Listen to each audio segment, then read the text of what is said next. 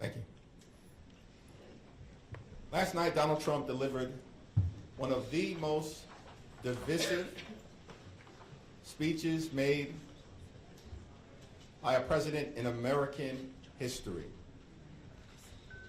Republicans aren't trying to bring the country together.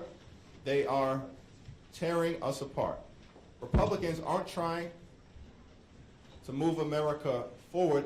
They want to turn back the clock. Republicans aren't interested in improving the economy or making life better for everyday Americans. They want to enact the largest cut to Medicaid in American history and are hurting our veterans. Far-right extremists are desperately trying to jam their reckless budget down the throats of the American people. They want us to step back. House Democrats will continue to fight back. We're going to fight back in the Congress, in the courts, in the community, in urban America, in rural America, suburban America, small town America, the heartland of America. We're going to push back aggressively against Donald Trump, his administration, and the extreme MAGA Republican agenda until we can end this national nightmare and bring the American dream to life for every single person in this country. That's our North Star, and it will continue to be our focus. And we must always stand up for our veterans, those who have worn the uniform to protect and serve our great country. They've been there for us, sacrificed for us, shown courage and extraordinary bravery for us. We should always stand with them. Thousands of veterans across the country have been hurt by the extreme actions of Donald Trump, the Trump administration, Elon Musk, and MAGA Republicans. That's unacceptable. It's unconscionable. It's un-American.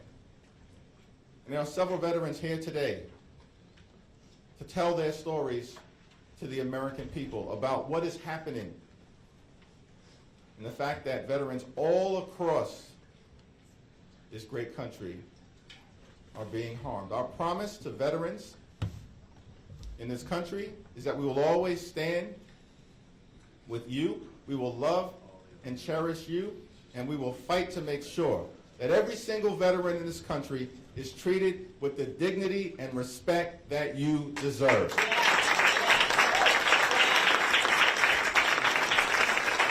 Now, my honor to yield to our distinguished whip, Catherine Clark.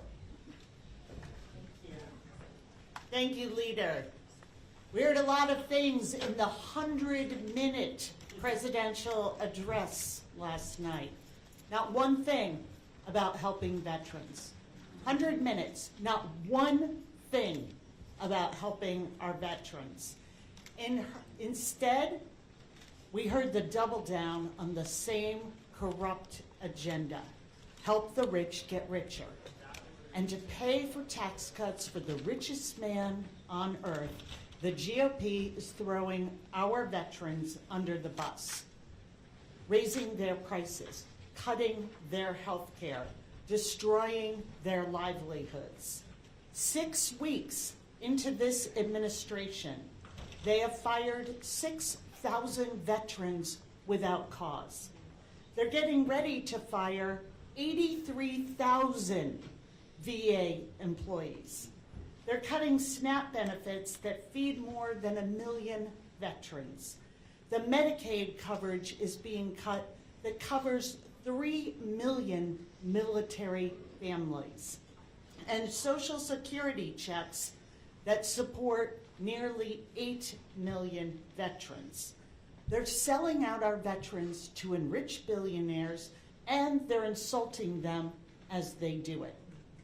Before the speech last night, one of Trump's top advisors was asked specifically about all the veterans they had fired. She said, quote, "They're not fit to have a job." There is nobody more fit than a patriot who has voluntarily put on a uniform, who has exposed themselves to injury, to death, to illness, who has chosen to make those sacrifices to defend us, to defend our country, our democracy. Democrats are here to say in unison, we will not allow our veterans to be defined as government waste.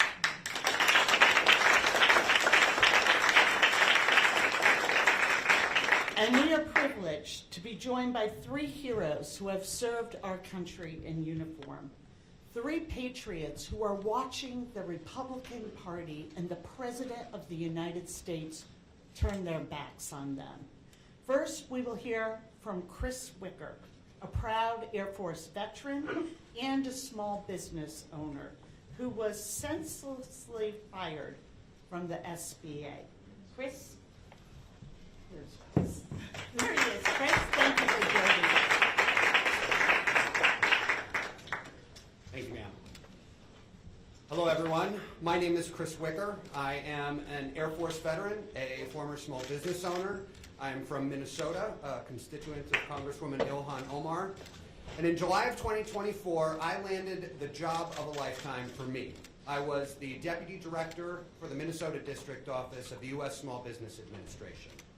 Now, I joined the Air Force straight out of high school, where I spent 6 years on active duty as an intelligence analyst. I spent almost 10 years in national security, and in a tent in Kabul, Afghanistan, I used the SBA's resources to write a business plan for a cleaning company to start a different life. The SBA helped me get my cleaning business off the ground. My dream was to one day help people start and run their own business, and I have been very passionate about this work. So, for the better part of 8 months, I have supported others at the agency that helped me when I came home from Afghanistan. I know what it's like to be a veteran, feeling like there aren't a lot of options in the world for us. I became a resource to help those people. Until last month, when I received an email saying that I was fired because of my performance. That is a lie. My termination was not based on performance, and I am now one of tens of thousands of federal workers wrongly terminated. I am here to speak up on behalf of all federal workers who are being treated like garbage and who are feeling scapegoated, rightfully so. I am here to speak up for the people who lost their jobs wrapped up in a lie that their performance was inadequate. These are the folks that put life into our cities and they make it worth living in them, cities like Minneapolis, every single day. These people, my people, walk past the American flag and pledge allegiance to it every day as they serve their communities. They are good Americans, and I am a veteran. I know what a loyal patriot looks like, and every single one of those people deserves the gratitude of a thankful nation and not the demonization and criticism that they have been getting. This is unacceptable, and it must end.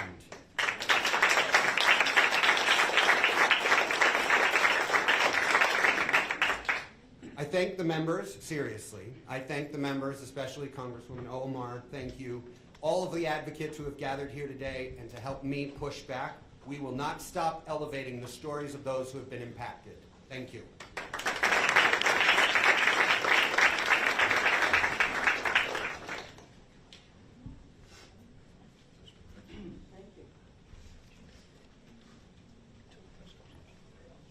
Sorry, I'm small. Hello, my name is Louise. I'm from a small town in Pennsylvania called Tobyhanna. I'm sure many of you have children. I myself have 4 boys. They are 3, 12, 13, and 15. I served as a United States Navy Seabee for 3 years. I'm here today to urge Congress to put families first and prevent dangerous cuts to the programs that families like mine rely heavily upon. After I I left the Navy, I struggled to find full-time work. I felt abandoned by my country, the one that I had worked so hard to serve. In the Navy, they don't teach you how to live life as a civilian. And I don't know how to keep me and my children afloat without these programs. During the difficult times that I have lived through, Medicaid, SNAP, and WIC were my lifelines. I needed these, and I still do. I don't understand why Republicans are trying to destroy these programs. These programs allow parents like me to take my kids to the doctor when they're sick and put food on my table. These same programs enable millions of veterans who don't qualify for services through the Veterans Administration to obtain medical care. My grocery bills keep going up. 2 years ago, when my infant son was born, a carton of eggs was $3. Now in my town, it's almost $8. If I lose SNAP, I won't be able to feed my family. If I lose Medicaid, my children won't be able to see a doctor when they're sick. Republicans want to take health care and food away from people like me, veterans and working parents, so they can give handouts to millionaires and billionaires. It's unacceptable that they'll let the people who serve this country suffer. Take it from me. Right now, it's not just us veterans, but all of us that suffer. Every day, veterans are suffering at the hands of the people that we fought to protect. And if the Republicans, those same people that we protected, get their way, it's going to hurt families like yours and like mine. It's time for all of America to stand together with us, the proud veterans of the United States military, and fight for our right to live and thrive in this country that we fought so hard to protect.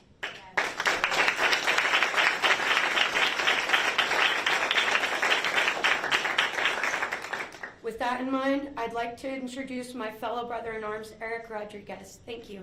A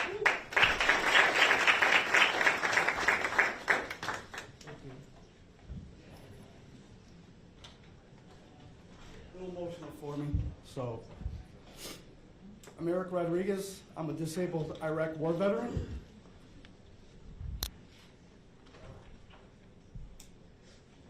Take your time. Take your time, man. A VA worker, a proud SEIU union steward representing Illinois. I proudly serve my country, and now I proudly serve my fellow veterans. But right now, the Trump administration is trying to cut the VA.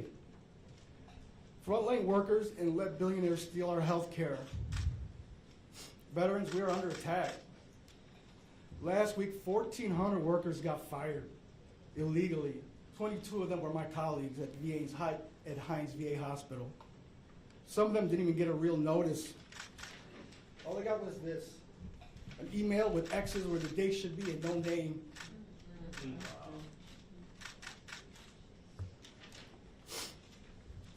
That's how little they think of people and our veterans in this country and that serve our country. They're slashing staff, crushing unions, and selling out the VA for what?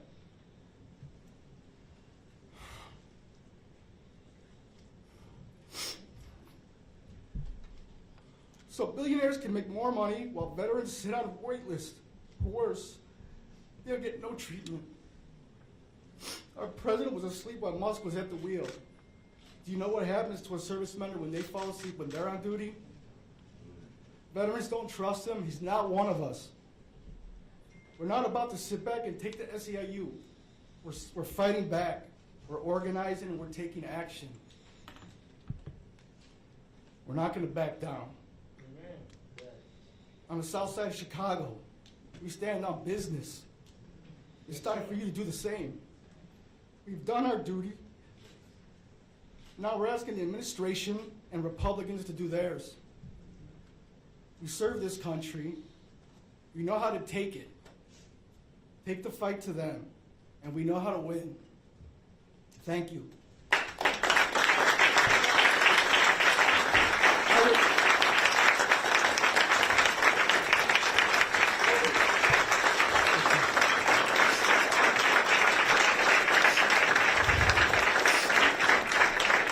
At this time, I would like to pass it over to Vice Chair Lou, please. Thank you.